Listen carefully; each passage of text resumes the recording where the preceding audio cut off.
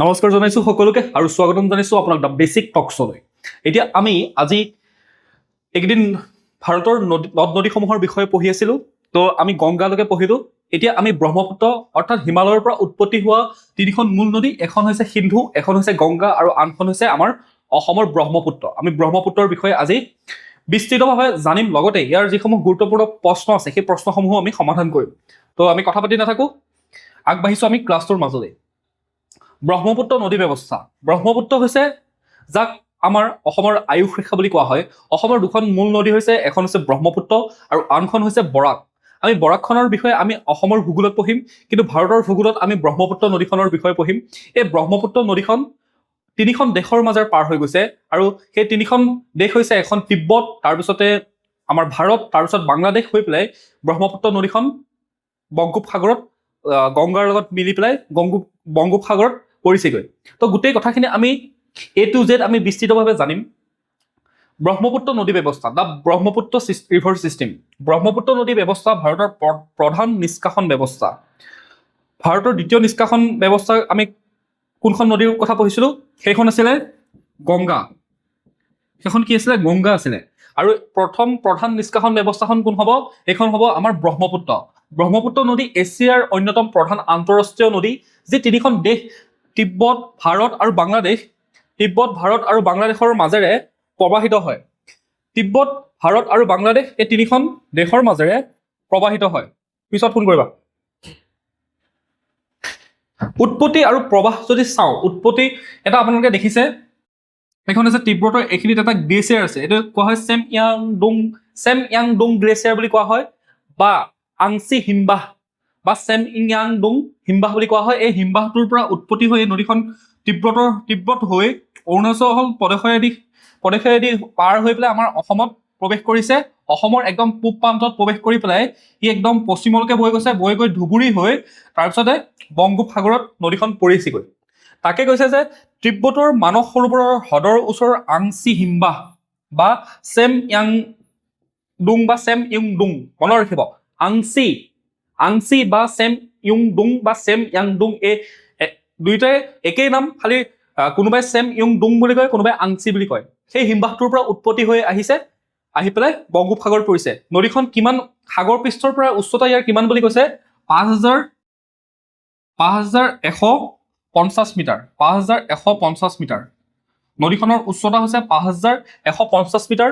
আৰু তিব্বতত ইয়াক কি নামেৰে জনা যায়? চাংপো বা ইয়াৰলুং চাম্পু নামেৰে ক'ত জনা যায়? তিব্বতত এই নদীখনৰ নামটো হৈছে চাংপো বা ইয়াৰলুং চাংপো। আৰু এই নদীখন আমাৰ অৰুণাচল প্ৰদেশত দিবাং এনেকুৱা ধৰণে নাম জনা যায়। তাৰপিছতে সেই নদীখন আহি পেলাই অসমত ব্ৰহ্মপুত্ৰ নামেৰে জনা যায়। তাৰপিছত আকৌ সেই নদীখন বাংলাদেশত যমুনা নামেৰে জনা যায়। আমি গোটেই কথাখিনি আমি জানি গৈ থাকিম। চাংপো বা ইয়াৰলুং চাম্পুক তিব্বতী ভাষাত ইয়াক কি বুলি কোৱা হৈছে? দ্য পিউৰিফায়াৰ, অৰ্থাৎ পবিত্ৰকাৰী বুলি কোৱা হৈছে। পবিত্ৰকাৰী, দ্য পিউৰিফায়াৰ। চাংপো বা ইয়াৰলুং চাম্পু শব্দটোৰ অৰ্থ কি? পবিত্ৰকাৰী, বা ইংৰাজীত দ্য পিউৰিফায়াৰ। ঠিক আছে, তো নেক্সট পইণ্টলৈ আহিছো আমি। নেক্সট পইণ্টটো হৈছে যে এই নদীখন যিকেইখন দেশৰ মাজেৰে পাৰ হৈ আহিছে, আমি সেই তাত কিমান দৈৰ্ঘ্য, নদীখনে কোনখিনি অঞ্চলৰ পৰা কেনেকৈ ক'ত বৈছে, সেই গোটেই কথাটো আমি জানিম। তিব্বতত এই নদীখনৰ দৈৰ্ঘ্য হৈছে ১,৬২৫ কিলোমিটাৰ। আটাইতকৈ দীঘল ক'ত আছে নদীখনৰ দৈৰ্ঘ্য? তিব্বতত আছে। এনেধৰণে বৈ আহিছে ন। এই নদীখনৰ দৈৰ্ঘ্য অৰুণাচল প্ৰদেশলৈকে কিমান বুলি কৈছে? ১,৬২৫ কিলোমিটাৰ। ১,৬২৫ কিলোমিটাৰ বুলি কৈছে। আৰু তাক তিব্বতত কি নামেৰে জনা যায়? ইয়াৰলুং চাংপো। ঠিক আছে। তাৰপিছতে তিব্বতত পূবৰ পৰা পশ্চিম দিশত প্ৰবাহিত হয় আৰু হিমালয়ৰ সমান্তৰালভাৱে, এইখিনিতে হিমালয় পৰ্বতমালা আছিলে নে নাই? এইখিনিতে হিমালয় পৰ্বতমালাৰ শাৰীসমূহ আছে আৰু তাৰ সমান্তৰালভাৱে বৈ আহে। তাৰপিছতে আমাৰ ভাৰতত প্ৰৱেশ কৰে নদীখনে। ভাৰতৰ অসম আৰু অৰুণাচল প্ৰদেশত প্ৰৱেশ কৰে। প্ৰথমে অৰুণাচল প্ৰদেশত প্ৰৱেশ কৰে। অৰুণাচল প্ৰদেশত নদীখনৰ দৈৰ্ঘ্য বেছি নহয়। অৰুণাচল প্ৰদেশত নদীখনৰ দৈৰ্ঘ্য মাত্ৰ ৩৫-৩৬ কিলোমিটাৰমান হ'ব। তো কিমান কিলোমিটাৰ ইয়াত দিছে? ৩৫ কিলোমিটাৰ। অৰুণাচল প্ৰদেশত বেছি দৈৰ্ঘ্য নহয়। তাৰপিছত আমাৰ যেতিয়া অসমত প্ৰৱেশ কৰে, অসমত নদীখনৰ দৈৰ্ঘ্য হৈছে ৮৮১ কিলোমিটাৰ। আমাৰ অৰুণাচল প্ৰদেশত অৰুণাচলত কিমান হ'ব? 35 কিলোমিটাৰ। ঠিক আছে। আৰু আমাৰ অসমত এই নদীখনৰ দৈৰ্ঘ্য কিমান বুলি কৈছে 881 কিলোমিটাৰ। তাৰপিছতে এই নদীখন গৈ পেলাই বাংলাদেশত সোমাইছে। বাংলাদেশত কোন অঞ্চলেদি সোমাইছে?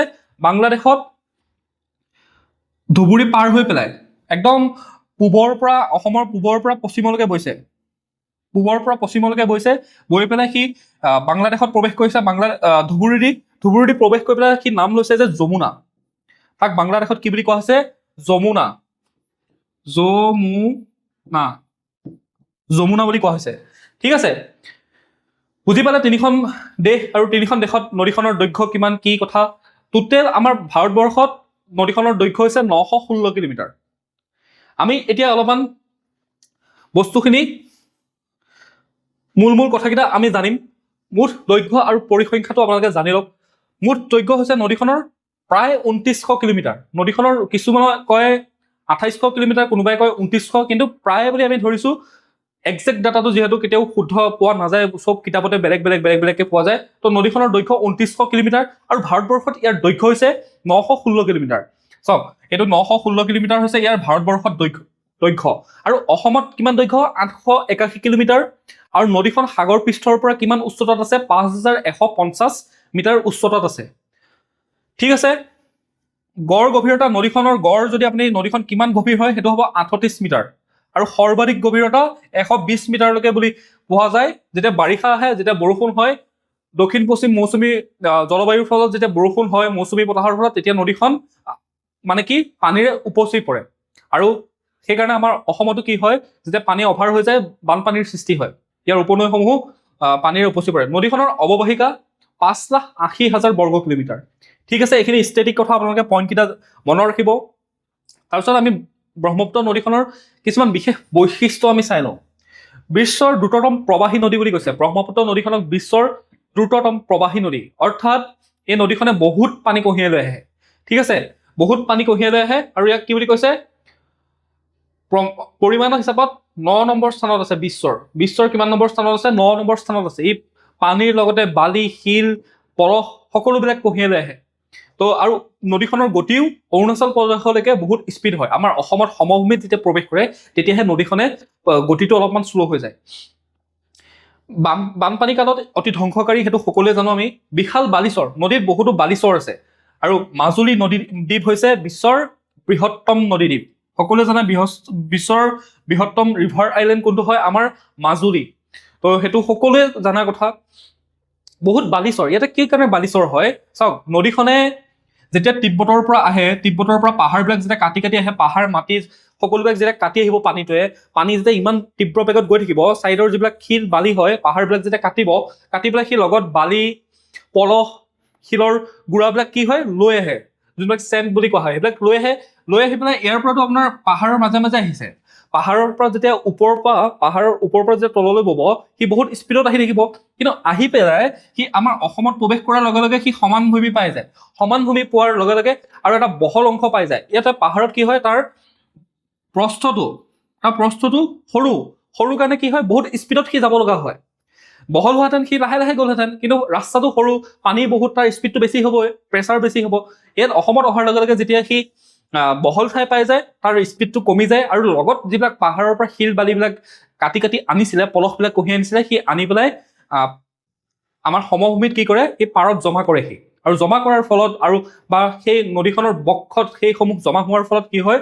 নদীখনত গভীৰতাটো কমি যায়। কমি যোৱাৰ ফলত কি হয়? বালিচৰৰ সৃষ্টি হয়। ঠিক আছে, অকল বালিচৰ সৃষ্টি হোৱাৰ এইটোৱে এটা কাৰণ নহয়। আৰু অসমত কি হয়? নদীখনৰ গভীৰতাটো কমি যায়। কমি যোৱাৰ ফলতো কি হয়? বালিচৰ সৃষ্টি হয়। যেতিয়া পানী শুকাই অলপমান পানী কমে, বালিচৰবিলাক সৃষ্টি হয়। আৰু নদীখন কি হয়? এটা নিৰ্দিষ্ট পথেৰে গৈ থকা নাই। কেতিয়াবা অলপমান যদি ইফালে ছাইডলৈ গৈছে, কেতিয়াবা অসমৰ কোনোবা এখন জিলাত আকৌ এইফাললৈ আহিছে। সি পথটো অলপমান সলাই থাকে। লগতে সি কাষৰ যিবিলাক মাটি হয়, কাষৰ যিটো পাৰ হয়, সেই পাৰটো সি কি কৰে? পানীটো কাটাৰ ফলতো কি হয়? সেইবিলাক খহনীয়াৰ সৃষ্টি হয়। খহনীয়া হৈ পেলাই সেই বালিসমূহ গোট খাই পেলাই বালিচৰৰ সৃষ্টি হয়, চেণ্ড বাৰ্ছ ক্ৰিয়েট কৰে। দুৱাৰ কণ্ঠ বুলি কৈছে, অৰ্থাৎ অৰুণাচল প্ৰদেশৰ পৰা যেতিয়া নদীখন আহে, এটা সৰু সংকীৰ্ণ পথেদি আহে। সংকীৰ্ণ পথেদি আহি পেলাই সি এইখিনিত কি হয়? সি বহলি যায়। এইখিনিত কি হয়? বহলি যায়। আৰু সেইটোকে কি বুলি কৈছে? দুৱাৰ কণ্ঠ বুলি কৈছে। ঠিক আছে, তাৰপিছত বেনী আকৃতিৰ বুলি কৈছে। নদীখন কি আমাৰ ব্ৰহ্মপুত্ৰ নদীখন বেনি আকৃতিৰ বুলি কৈছে। কিন্তু তিব্বতৰ পৰা অৰুণাচল প্ৰদেশ হৈ এনেধৰণে আহোঁতেতো ঠিকেই আহিলে পাহাৰৰ মাজে মাজে, কিন্তু ইয়াত তাৰ মানে গতিপথটো কি হৈছে, ছোৱালী মানুহৰ বেনু আপোনালোকে দেখিছেনে? বেনুডাল কেনেকৈ গাঠে ছোৱালীবিলাকে? এনেকৈ পাক খুৱাই গাঠে নে নাগাঠে? তো নদীখনৰ কি হয়, নদীখন আহি পেলাই আমাৰ অসমত যেতিয়া প্ৰৱেশ কৰাৰ ফলত ই কি হয়, এফালে অলপমান গৈছে, সিফালে অলপমান গৈছে, সিফালে অলপমান গৈছে, মাজতে বালিচৰ আছে, এনেধৰণে কি হয় নদীখন যায়, আৰু সেইটোকে কি হৈছে ব্ৰেইডেড ৰিভাৰ বুলি কোৱা হৈছে, অৰ্থাৎ বেনু আকৃতি। এটা নিৰ্দিষ্ট গতিপথ নহয়, সি ইফালেও অলপমান গ'ল, সিফালেও অলপমান গ'ল, মাজতে এটা বালিচৰো ক্ৰিয়েট কৰিলে। বাৰিষা আহিলে অৱশ্যে সেই বালিচৰটো নাইকিয়া হৈ যায় যেতিয়া পানী বহুত হৈ যায়, কিন্তু যেতিয়া বৰষুণ পানী কমে তেতিয়া সি তাৰ গতিপথটো আপুনি যদি ওপৰৰ পৰা চাই ছেটেলাইট দি, তেতিয়াহ'লে দেখা পাব যে তাৰ এটা শ্ৰেণী এফালে গৈছে, এটা শ্ৰেণী এফালে গৈছে, মাজতে বালিচৰ আছে। তো তাক কি বুলি কোৱা আছে, ব্ৰেইডেড ৰিভাৰ, অৰ্থাৎ বেনি আকৃতিৰ নদী। তাৰপিছত আমি আৰু যদি প্ৰধান উপনৈসমূহ চাওঁ, প্ৰধান উত্তৰৰ পাৰৰ বা উত্তৰৰ বা বাওঁ ফালৰ প্ৰধান নদী বা সোঁফালৰ প্ৰধান নদী বা দক্ষিণৰ প্ৰধান নদীসমূহ যদি চাওঁ, তেতিয়াহ'লে আমি পোনপ্ৰথমে বাওঁফালৰ প্ৰধান নদীসমূহ বা উত্তৰৰ প্ৰধান নদীসমূহ যদি চাওঁ, আটাইতকৈ মুখ্য নদীখন হৈছে সোৱণশিৰি। সোৱণশিৰি হৈছে ব্ৰহ্মপুত্ৰৰ আটাইতকৈ দীঘল নদী, যিখন নদী উৎপত্তি হৈছে অৰুণাচল প্ৰদেশৰ পৰা, আৰু ইয়াৰ দৈৰ্ঘ্য হৈছে 442 কিলোমিটাৰ। এই নদীখনৰ দৈৰ্ঘ্য কিমান বুলি কৈছে, 442 কিলোমিটাৰ, আৰু ই ব্ৰহ্মপুত্ৰৰ বৃহত্তম নদী। তাৰপিছতে জীয়া-ভৰলী নদীখনকো কি বুলি কোৱা হয়, কামেং বুলি কোৱা হয়। জীয়া-ভৰলী নদীখনক কামেং বুলি কোৱা হয়। এখন উত্তৰৰ পাৰৰ নদী। এই নদীখনৰ দৈৰ্ঘ্য হৈছে 240 কিলোমিটাৰ। ধনশিৰি দুটা ভাগ আছে, এটা হৈছে উত্তৰ ধনশিৰি আৰু এটা হৈছে দক্ষিণৰ ধনশিৰি, আৰু নাগালেণ্ড পাহাৰৰ পৰা ই উৎপত্তি হোৱা। তাৰপিছত মানসখন হৈছে ভূটানৰ পৰা উৎপত্তি হোৱা এখন নদী, যাৰ নামেৰে আমাৰ এখন ৰাষ্ট্ৰীয় উদ্যান আছে আৰু ৱৰ্ল্ড হেৰিটেজ চাইট আছে। সেই চাইটটোৰ নাম কি বা ৰাষ্ট্ৰীয় উদ্যানখনৰ নাম কি, মানস ৰাষ্ট্ৰীয় উদ্যান। মানস ৰাষ্ট্ৰীয় উদ্যানখনৰ নামটো সেই মানস নদীখনৰ পৰা আহিছে, কাৰণ মানস নদীখন মানস ৰাষ্ট্ৰীয় উদ্যানৰ কাষেৰে অলপমান মাজেৰে এনেকে বৈ গৈছে, আৰু সেইখন নদী ক'ৰ পৰা আহিছে, ভূটানৰ পৰা। ইয়াৰ দৈৰ্ঘ্য হৈছে 376 কিলোমিটাৰ। পুঠিমাৰী, তাৰপিছত আছে পাগলাদিয়া, মানসৰ এক শাখা নৈ, এখন মানসৰ পৰা ফালি অহা এখন উপনৈ। তাৰপিছতে সোণকোহখন হৈছে আটাইতকৈ পশ্চিমৰ ফালে থকা ব্ৰহ্মপুত্ৰৰ নদীখন, ঠিক আছে। সোণকোহ, এইখনো এখন গুৰুত্বপূৰ্ণ নৈ, ঠিক আছে। তাৰপিছতে সোঁফালৰ যদি আমি নদীসমূহ চাওঁ, আমি এতিয়া কি পালো আপোনালোকে মনত ৰাখিব। ব্ৰহ্মপুত্ৰৰ উত্তৰৰ পাৰৰ বা বাওঁফালৰ নদীসমূহ যদি চাই, সোৱণশিৰি, সোণকোহ, মানস, ধনশিৰি, জীয়া-ভৰালী, এইসমূহ হৈছে গুৰুত্বপূৰ্ণ নদী। যদি বাওঁফালৰ নদীসমূহ চাওঁ, তাৰ ভিতৰত আছে বুঢ়ীদিহিং, কপিলি, লোহিত, তাৰপিছতে আপোনাৰ দিখৌ, দিচাং, এইসমূহ হৈছে তলৰ বা দক্ষিণৰ বা সোঁফালৰ মুখ্য উপনৈ।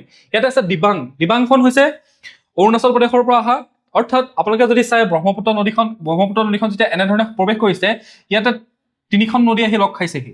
এখন হৈছে লোহিত, এখন হৈছে দিবাং, ঠিক আছে। লোহিত আৰু দিবাং নদীখন আহি পেলাই লগ খাই পেলাই, তিনিখন নদী লগ খাই এইখিনিত সি ব্ৰহ্মপুত্ৰ হিচাপে প্ৰৱেশ কৰিছে, ঠিক আছে। লোহিত নদীখন অৰুণাচল প্ৰদেশৰ পৰা অহা, তিব্বতৰ পৰা অৰুণাচল প্ৰদেশৰ। তাৰপিছতে তিব্বত 400 কিলোমিটাৰ দৈৰ্ঘ্য, দিবাঙৰ সৈতে মিলি ই কি হৈছে, ব্ৰহ্মপুত্ৰ হৈছে। মই কৈছিলো নহয়, এইখন অৰুণাচল কি আছিলে, নামটো দিবাং, তাৰপিছতে এইখিনি দিহাং, অৰুণাচল প্ৰদেশত ব্ৰহ্মপুত্ৰ আছিলে দিচাং, দিবাং, তাৰপিছতে লোহিত, ঠিক আছে। দিবাং আৰু লোহিত নামকেইটা কনফিউজিং হয়। দিহাং হৈছে অৰুণাচল প্ৰদেশত ব্ৰহ্মপুত্ৰৰ নাম, তাৰপিছত আন এখন উপনৈ আছিলে, এখন হৈছে দিবাং, আৰু ইখন হৈছে লোহিত। কনফিউজ নহব, দিহাং, দিবাং আৰু লোহিত।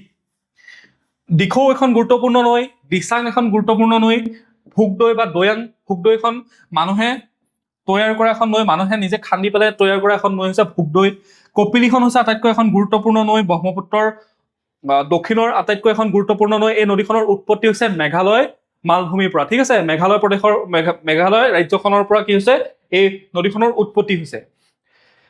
ত্ৰিমুখী সংগম, ট্ৰাই জাংচন, মই যে কৈছিলো তিনিখন নদী আহি লগ খাইছেহি।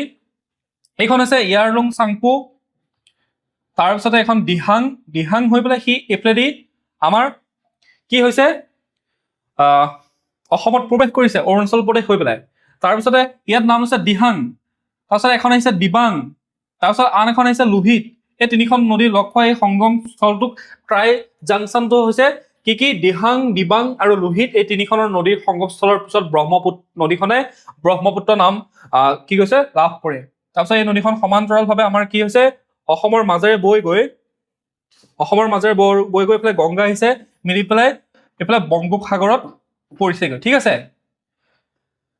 তাৰে এইবিলাক হৈছে উপনৈ, এইবিলাক হৈছে ব্ৰহ্মপুত্ৰৰ এনেকে উপনৈ আছে, এইবিলাক তলফালে এইবিলাক উপনৈ, বহুত উপনৈ সংযোগ হৈছে, ইতিমধ্যে কৈছোৱে সেইখিনি কথা। তাৰপিছতে আপোনাক যদি সোধে ব্ৰহ্মপুত্ৰৰ কিছুমান পাৰৰ কিছুমান গুৰুত্বপূৰ্ণ চহৰৰ নাম যদি সোধে, তেতিয়াহ'লে অসমৰ কেইখনমান গুৰুত্বপূৰ্ণ চহৰ হৈছে, এখন হৈছে ডিব্ৰুগড়, তেজপুৰ, গুৱাহাটী, যোৰহাট আৰু শিৱসাগৰ, ধুবুৰী। এইসমূহ হৈছে ব্ৰহ্মপুত্ৰৰ পাৰতে থকা অসমৰ গুৰুত্বপূৰ্ণ চহৰসমূহ।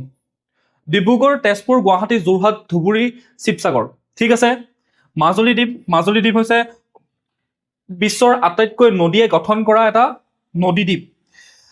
মাজুলী কিহৰ কাৰণে বিখ্যাত? বৈষ্ণৱ সংস্কৃতিৰ প্ৰাণকেন্দ্ৰ হয়, আৰু ইয়াতে আমাৰ মহাপুৰুষা পৰম্পৰা অৰ্থাৎ সত্ৰসমূহ, বহুতো সত্ৰ ক'ত আছে? মাজুলীত আছে, আৰু সেইকাৰণে কি বুলি কোৱা হয়? বৈষ্ণৱ সংস্কৃতিৰ প্ৰাণকেন্দ্ৰ। বৰ্তমান মাজুলীত খহনীয়াৰ ফলত কি হৈছে? এই নদীদ্বীপটো সৰু হৈ ক্ৰমান্বয়ে গৈ আছে, ব্ৰহ্মপুত্ৰই কাটি ইয়াক সৰু কৰি পেলাইছে। ঠিক আছে, এই নদীখনক লৈ আমাৰ নদীখনে কিছুমান অসুবিধাত পেলায়। সেই অসুবিধা হৈছে বাৰিষা কালত ই বানপানীৰ সৃষ্টি কৰে। নদীখনে যেতিয়া তিব্বত হৈ অৰুণাচল হৈ পাহাৰসমূহৰ মাজেদি যেতিয়া বৈ আহে, নদীখনে কি কৰে? বহুতো শিল বালি কাটি লৈ আহে। সেই কাটি লৈ অহা শিল বালিসমূহ আহি অসমত প্ৰৱেশ কৰাৰ লগে লগে সমভূমি পায়। সমভূমিত ই কি কৰে? সেই শিল বালিসমূহ তাৰ নিজৰ বক্ষত অৰ্থাৎ তাৰ নিজৰ নদীখনৰ তলত সি জমা কৰে, নহলে চাইডে সি জমা কৰিবলৈ লয়। জমা কৰাৰ ফলত কি হয়? নদীখনৰ গভীৰতাটো কমি যায়। এই নদীখন হৈছে এখন হিমবাহৰ পৰা উৎপত্তি হোৱা নদী।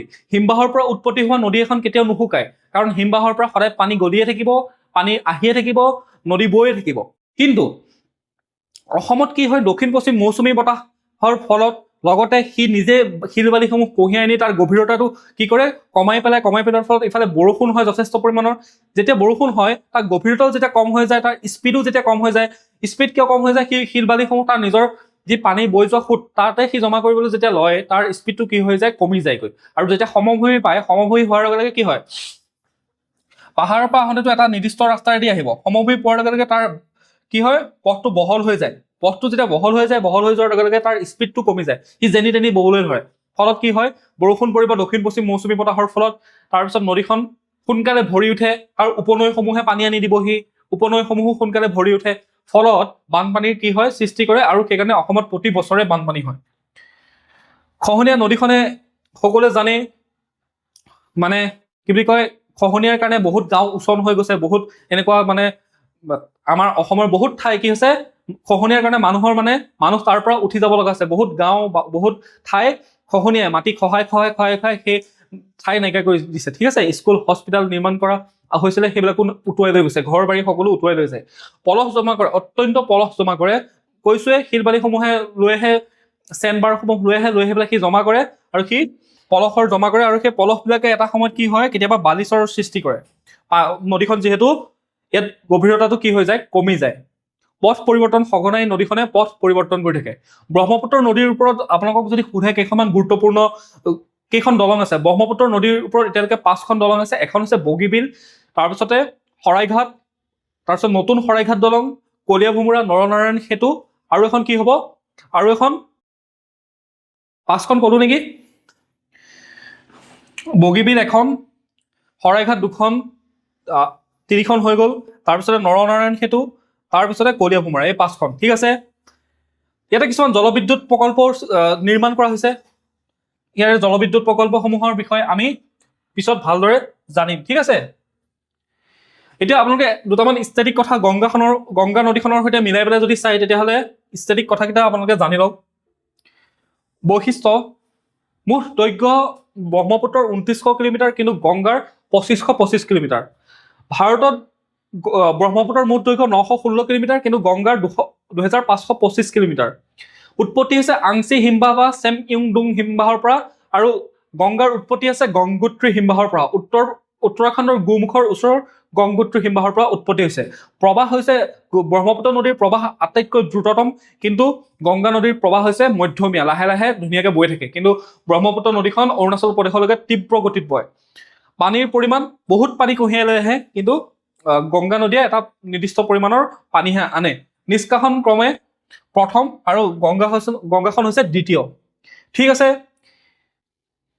এইখিনি আমি জানিলো। এতিয়া আমি প্ৰশ্নসমূহ সমাধান কৰোঁ। প্ৰথম প্ৰশ্নটো সুধিছে, ব্ৰহ্মপুত্ৰ নদী তিব্বতত কি নামেৰে পৰিচিত আৰু ইয়াৰ অৰ্থ কি? ব্ৰহ্মপুত্ৰ নদীখন তিব্বতত কি নামেৰে পৰিচিত? চাংপো বা ইয়াৰলুং চাম্পু। ব্ৰহ্মপুত্ৰ নদীখন তিব্বতত চাংপো বা ইয়াৰলুং চাম্পু অৰ্থাৎ পবিত্ৰকৰণকাৰী বা পবিত্ৰকাৰী বা দ্য পিউৰিফায়াৰ নামেৰে পৰিচিত। অপশ্যন নম্বৰ বিটো হৈছে শুদ্ধ উত্তৰ। ব্ৰহ্মপুত্ৰ নদীৰ উৎপত্তি স্থান আৰু উচ্চতা সম্পৰ্কে সঠিক তথ্যটো কি হয়? ব্ৰহ্মপুত্ৰৰ উৎপত্তি স্থান কি হয়? আংচি হিমবাহ অৰ্থাৎ চেম ইং ডুং হিমবাহৰ পৰা ব্ৰহ্মপুত্ৰ নদীখনৰ উৎপত্তি হৈছে, যিটো হিমবাহ আছে মানস সৰোবৰৰ ওচৰত, আৰু ইয়াৰ উচ্চতা হৈছে 5150 মিটাৰ। ইয়াৰ ভিতৰত শুদ্ধ উত্তৰটো কোন হ'ব? Option number B. Option number বিত দিয়া আছে যে আংচি হিমবাহ মানস সৰোবৰৰ ওচৰত 5150 মিটাৰ। তাৰপিছতে আমি 3 নম্বৰ প্ৰশ্ন লৈ আহিছোঁ। 3 নম্বৰ প্ৰশ্নটো হৈছে তলৰ বিবৃতিসমূহ বিশ্লেষণ কৰক। বিবৃতি 1 দিছে ব্ৰহ্মপুত্ৰ ভাৰতৰ প্ৰথম প্ৰধান নিষ্কাশন ব্যৱস্থা, সম্পূৰ্ণ শুদ্ধ। বিবৃতি 2 কোৱা হৈছে যে ব্ৰহ্মপুত্ৰ গংগাতকৈ দীঘল আৰু অধিক পানী বহন কৰে। হয়, ব্ৰহ্মপুত্ৰ গংগাতকৈ দীঘল। ব্ৰহ্মপুত্ৰখন প্ৰায় 2900 কিলোমিটাৰ দীঘল, 3খন দেশৰ মাজেৰে পাৰ হৈ গৈছে, কিন্তু গংগাখন 2525 কিলোমিটাৰ। বিবৃতি 3 কৈছে ব্ৰহ্মপুত্ৰ 3খন দেশৰ মাজেৰে পাৰ হৈ গৈছে। হয়, 3খন দেশৰ মাজেৰে পাৰ হৈ গৈছে। তো শুদ্ধ উত্তৰ কি হ'ব? 1, 2, 3 সকলো সঠিক। Option number D. তাৰপিছত আমি আহিছোঁ 4 নম্বৰ প্ৰশ্নলৈ। শদিয়াৰ ওচৰত অৰ্থাৎ অৰুণাচল প্ৰদেশ কোন 3খন নদীৰ সংগমৰ পিছত ব্ৰহ্মপুত্ৰই এই নাম লাভ কৰে? আমি কি পঢ়িছিলোঁ? যেতিয়া তিব্বতৰ পৰা এনেধৰণে বৈ আহিছে দিহাং, এইখিনিত অৰুণাচলত তাক কি নামেৰে জনা গৈছে? দিহাং। তাৰপিছত এখন হৈছে দিবাং, এখন হৈছে লোহিত, আৰু এইখিনিত ত্ৰিবেণী সংগম ট্ৰাই জাংচন এটা গঠন কৰিছে। সেই 3খন নদী কি? দিহাং, দিবাং আৰু লোহিত। ইয়াত ক'ত আছে অপশ্যনত? অপশ্যন নম্বৰ বিত আছে যে দিহাং, দিবাং, লোহিত। 5 নম্বৰ প্ৰশ্ন লৈছোঁ, ব্ৰহ্মপুত্ৰ নদী বিভিন্ন দেশত বিভিন্ন নামেৰে পৰিচিত। তলৰ কোনটো জোৰ শুদ্ধ? কোনটো জোৰ শুদ্ধ সুধিছে? তিব্বতত চাংপো, কোনটো জোৰ ভুল সুধিছে? তিব্বতত চাংপো নামেৰে জনা যায়। য়েছ, চাংপো বা ইয়াৰলুং চাংপো, এইটো শুদ্ধ। অৰুণাচল প্ৰদেশত দিহাং বা চিয়াং নামেৰে জনা যায়, এইটো শুদ্ধ। অৰুণাচল প্ৰদেশত কি নামেৰে জনা যায়? দিহাং বা চিয়াং। অসমত ব্ৰহ্মপুত্ৰ নামেৰে জনা যায়, ব্ৰহ্মপুত্ৰ বা বুহালৈত। তো বাংলাদেশত ইয়াৰ পদ্মা নামেৰে জনা যায়। পদ্মা নামেৰে বাংলাদেশত জনা নাযায়। ইয়াক কি নামেৰে জনা যায়? ইয়াক জনা যায় যমুনা। যমুনা নামেৰে জনা যায় বাংলাদেশত। ঠিক আছে, ইয়াৰ ভিতৰত ভুলটো হ'ব অপশ্যন নম্বৰ চি। তাৰপিছত আমি আহিছোঁ 6 নম্বৰ প্ৰশ্নলৈ। ব্ৰহ্মপুত্ৰ নদীৰ মুঠ দৈৰ্ঘ্য আৰু বিভিন্ন দেশত ইয়াৰ দৈৰ্ঘ্য সম্পৰ্কে তলত দিয়া সঠিক তথ্যটো কি? ব্ৰহ্মপুত্ৰৰ দৈৰ্ঘ্য 2525 কিলোমিটাৰ, ভাৰতত 1450, এইটো হৈছে ভুল। মুঠ দৈৰ্ঘ্য 2900 কিলোমিটাৰ, ভাৰতত 916 কিলোমিটাৰ, এইটো হৈছে শুদ্ধ। বাকীকেইটা ভুল। এ, চি, ডি ভুল, বি নম্বৰ শুদ্ধ। মুঠ দৈৰ্ঘ্য 2900 কিলোমিটাৰ, ভাৰতত 916 কিলোমিটাৰ। ঠিক আছে, 7 নম্বৰ প্ৰশ্ন লৈছোঁ। 7 নম্বৰ প্ৰশ্নত কি হৈছে? নিম্নলিখিত উপনদীসমূহক সিহঁতৰ দৈৰ্ঘ্য অনুসৰি সজাওক। সিহঁতৰ দৈৰ্ঘ্য অনুসৰি সজাব দিছে। তো সোৱণশিৰি নদীখনৰ দৈৰ্ঘ্য, সোৱণশিৰি হৈছে ব্ৰহ্মপুত্ৰৰ আটাইতকৈ ডাঙৰ দীঘল উপনৈ, সেইখনৰ দৈৰ্ঘ্য 442, শুদ্ধ। লোহিতৰো 400 শুদ্ধ হয়। মানসৰ 376, দিবাঙৰ 344, শুদ্ধ উত্তৰ 1, 2, 3, 4। অপশ্যন নম্বৰ এ। অপশ্যন নম্বৰ এ শুদ্ধ। 7 নম্বৰ অপশ্যন নম্বৰ এ। ঠিক আছে, 8 নম্বৰ প্ৰশ্নলৈ আহিছোঁ। ব্ৰহ্মপুত্ৰৰ বাওঁফালৰ উপনদীসমূহ চিনাক্ত কৰক। ব্ৰহ্মপুত্ৰ নদীখনৰ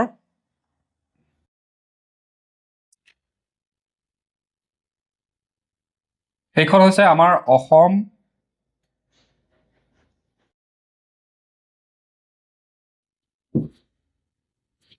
এখন হৈছে আমাৰ অসম। অসমৰ মাজেদি বৈ গৈছে বিশাল ব্ৰহ্মপুত্ৰ। তাৰ উত্তৰ পাৰৰ নৈ, এইসমূহ হৈছে উত্তৰ পাৰৰ নৈ বা বাওঁফালৰ নৈ, আৰু তলৰবিলাক হৈছে দক্ষিণৰ নৈ। ঠিক আছে, তলৰবিলাক হৈছে দক্ষিণৰ নৈ বা সোঁফালৰ নৈ। ইয়াতে কি সুধিছে? আমাক বাওঁফালৰ সুধিছে, অৰ্থাৎ ওপৰৰ নদীসমূহৰ বিষয়ে সুধিছে। ওপৰৰ নদীসমূহ দিবাং, লোহিত, দিখৌ, কপিলী। আমি ইয়াতে এলিমিনেশ্যন লগাম যে কপিলী নদীখন নহয়, কপিলী নদীখন কি হয়? দক্ষিণৰ হয়। তো এইটো ডাইৰেক্ট ভুল। বাকীকেইটা হয় যদিও আমি কপিলিটোৰ কথাটো জানো যে চিয়ৰ এইখন হৈছে দক্ষিণৰ নৈ। তাৰপিছত চাইছোঁ দিচাং, ভোগদৈ, দিখৌ, কপিলি। ইয়াতো কপিলিয়ে আছে দেখিছেনে? এইটোও ভুল। লোহিত, দিবাং, সোৱণশিৰি আৰু মানস। দিবাং, সোৱণশিৰি, মানস হয় যদিও লোহিত নহয়, লোহিত হৈছে দক্ষিণৰ। শুদ্ধ উত্তৰটো কি হ'ব? অপশ্যন নম্বৰ বি, সোৱণশিৰি, মানস, ধনশিৰি আৰু জীয়া ভৰালী। সোৱণশিৰি, মানস, ধনশিৰি, তাৰপিছতে এইখিনিতে জীয়া ভৰালী আছে। ঠিক আছে, 9 নম্বৰ প্ৰশ্নলৈ আহিছোঁ। তলৰ উপনদীসমূহৰ উৎপত্তি স্থান মিলাওক। উৎপত্তি স্থানটো মিলাব দিছে। সোৱণশিৰি নদীৰ উৎপত্তি স্থান ক'ত হয়? সোৱণশিৰি নদীৰ উৎপত্তি স্থান হয় অৰুণাচল প্ৰদেশ। 1 বি। মানস নদীৰ উৎপত্তি স্থান আমি জানো যে মানস নদীখন ক'ত আছে? ভূটানৰ বৰ্ডাৰ ওচৰত আছে। মানস নদী নহয়, মানস অভয়াৰণ্যখন আমাৰ মানস ৰাষ্ট্ৰীয় উদ্যানখন ক'ত আছে? ভূটানৰ ওচৰত আছে। তো মানস নদীখন ভূটানৰ পৰা বৈ আহিছে। ধনশিৰি ক'ৰ পৰা বৈ আহিছে? ধনশিৰি নাগালেণ্ডৰ পৰা বৈ আহিছে আৰু কপিলিখন মেঘালয়ৰ পৰা বৈ আহিছে। অৰ্থাৎ অপশ্যন 1টো কি হ'ব? বি হ'ব। অপশ্যন 2টো কি হ'ব? চি হ'ব। অপশ্যন 3টো কি হ'ব? এ হ'ব। আৰু অপশ্যন 4টো কি হ'ব? ডি হ'ব। তো ইয়াৰ ভিতৰত কোনটো শুদ্ধ হ'ব আপোনালোকে চাওক। অপশ্যন নম্বৰ এটোতে আছে, চাওকচোন। অপশ্যন নম্বৰ এতে আছে 1B, 2C, 3A, 4D। তলৰ কোনকেইখন ব্ৰহ্মপুত্ৰৰ সোঁফালৰ নদী সুধিছে? তলৰ কোনকেইখন ব্ৰহ্মপুত্ৰৰ সোঁফালৰ নদী? ব্ৰহ্মপুত্ৰৰ সোঁফালৰ নদী কোনকেইখন হ'ব? সোৱণশিৰি নদীখন নহয়। সোৱণশিৰি নদীখন কি হয়? সোৱণশিৰি নদীখন ব্ৰহ্মপুত্ৰৰ বাওঁফালৰ নদী। পুথিমাৰী, সোণকোষ,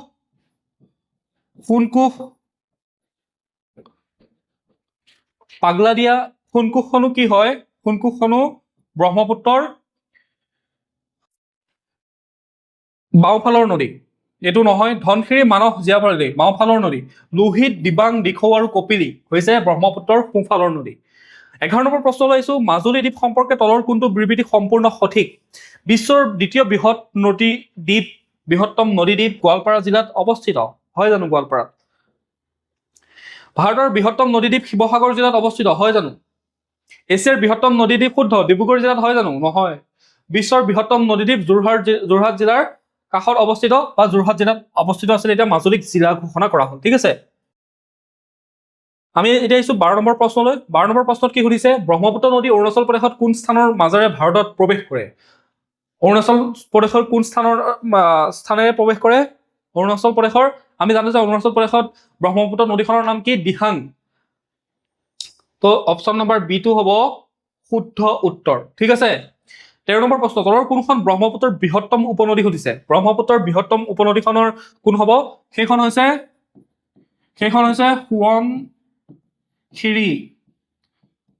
সোৱণশিৰি, যাৰ দৈৰ্ঘ্য কিমান? 442 কিলোমিটাৰ। ঠিক আছে, 442 কিলোমিটাৰ। সেইখন হ'ব অপশ্যন নম্বৰ বি। 14 নম্বৰ প্ৰশ্নলৈ আহিছোঁ। 14 নম্বৰ প্ৰশ্নত কি সুধিছে? ব্ৰহ্মপুত্ৰ নদীক বেণী আকৃতিৰ নদী বুলি কিয় কোৱা হয়? বেণী আকৃতিৰ নদী বুলি কিয় কোৱা হয়? কাৰণ ই পৰ্বতীয়া অঞ্চলত বহু খাল সৃষ্টি কৰে। হয় জানো? মই বেণী আকৃতিটো কেনেকুৱা দেখাইছিলোঁ? ছোৱালীবিলাকে যে এনেকৈ বেণু গাঠে, ছোৱালীবিলাকৰ চুলিবিলাক অলপমান এনেকৈ কাৰ্ডি টাইপ হয় ন, এনেকৈ বেণু গাঠে যে, এই বেণু গাঠাৰ ষ্টাইলৰ নদীখনক কি বুলি কৈছে? ব্ৰেইডেড ৰিভাৰ বুলি কৈছে। অৰ্থাৎ নদীখন বালিচৰ মাজত বালিচৰ গঠন কৰি পেলাই ইফালেও বৈ গৈছে, সিফালেও বৈ গৈছে, সিফালেও বৈ গৈছে। তাৰ মানে নিৰ্দিষ্ট এটা ধাৰাত বৈ থকা নাই। তো কাৰণ ইয়াৰ বহু উপনদী আছে? নহয়। কাৰণ ই হিমবাহৰ পৰা উৎপন্ন নহয়। কাৰণ ই একাধিক ধাৰাত বিভক্ত হৈ প্ৰবাহিত হৈছে আৰু বহুত বালিচৰ আছে। ঠিক আছে, বহুত বালিচৰ থকাৰ কাৰণে কি হয়?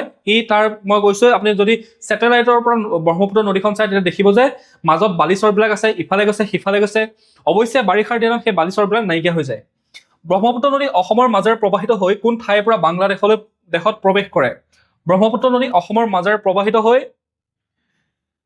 কোন ঠাইত হ'ব? ধুবুৰী। ধুবুৰীখনে আছে আটাইতকৈ আমাৰ পশ্চিমৰ ফালে থকা জিলা, আৰু সেইখনৰ পাছতে ক'ত প্ৰৱেশ কৰে? বাংলাদেশত। 16 নম্বৰ প্ৰশ্নলৈ আহিছোঁ। 16 নম্বৰ প্ৰশ্ন সুধিছে যে মানস নদী সম্পৰ্কে সঠিক তথ্যসমূহ কি কি? অৰুণাচল প্ৰদেশৰ পৰা ভুল। অৰুণাচল প্ৰদেশ কেতিয়াও হ'বই নোৱাৰে। নাগালেণ্ডৰ পৰা কেতিয়াও হ'বই নোৱাৰে। মেঘালয়ৰ পৰা কেতিয়াও হ'বই নোৱাৰে। ই আছে উত্তৰৰ ফালে। উত্তৰৰ ফালে থাকে ক'ৰ পৰা আহিব? ভূটানৰ পৰা আহিব। ঠিক আছে, ভূটানৰ পৰা বাওঁফালৰ উপনদী 376 কিলোমিটাৰ ইয়াৰ দৈৰ্ঘ্য। ব্ৰহ্মপুত্ৰ আৰু গংগা নদী ব্যৱস্থাৰ তুলনা সম্পৰ্কে তলৰ কোনটো বিবৃতি সঠিক? ব্ৰহ্মপুত্ৰ আৰু গংগা নদীক যদি আপুনি তুলনা কৰিবলৈ দিয়ে তেতিয়াহ'লে কোনটো সঠিক সুধিছে গংগা দীঘল কিন্তু ব্ৰহ্মপুত্ৰই অধিক পানী বহন কৰে গংগা দীঘল জানো ব্ৰহ্মপুত্ৰতকৈ নহয় ভাৰতবৰ্ষত দীঘল কিন্তু ইয়াৰ উৎপত্তি স্থানৰ পৰা ই ব্ৰহ্মপুত্ৰতকৈ ছুটি হ'ব ব্ৰহ্মপুত্ৰ দীঘল আৰু দ্ৰুততৰ কিন্তু গংগাই অধিক পলস বহন কৰে এইটোও নহয় ব্ৰহ্মপুত্ৰই বেছি পলস কঢ়িয়াই আনে ব্ৰহ্মপুত্ৰ দীঘল দ্ৰুততৰ আৰু অধিক পানী বহন কৰে এইটো হৈছে শুদ্ধ ব্ৰহ্মপুত্ৰ দীঘল দ্ৰুত মানে গংগাতকৈ বেছি স্পীডত পানী আনে তাৰ পানীৰ আহাৰ স্পীডটো বেছি আৰু অধিক পানী বহন কৰে দুইখন নদীৰ দৈৰ্ঘ্য সমান কিন্তু ব্ৰহ্মপুত্ৰ দ্ৰুততৰ এইটো ভুল 18 নম্বৰ প্ৰশ্নলৈ আহিছো আমি 18 নম্বৰ প্ৰশ্ন হৈছে তলৰ কোনখন চহৰ ব্ৰহ্মপুত্ৰৰ পাৰত অৱস্থিত নহয় তলৰ কোনখন চহৰ ব্ৰহ্মপুত্ৰৰ পাৰত অৱস্থিত নহয় আপুনি যদি অসমৰ মেপখন চাই তেতিয়াহ'লে আপুনি দেখিব যে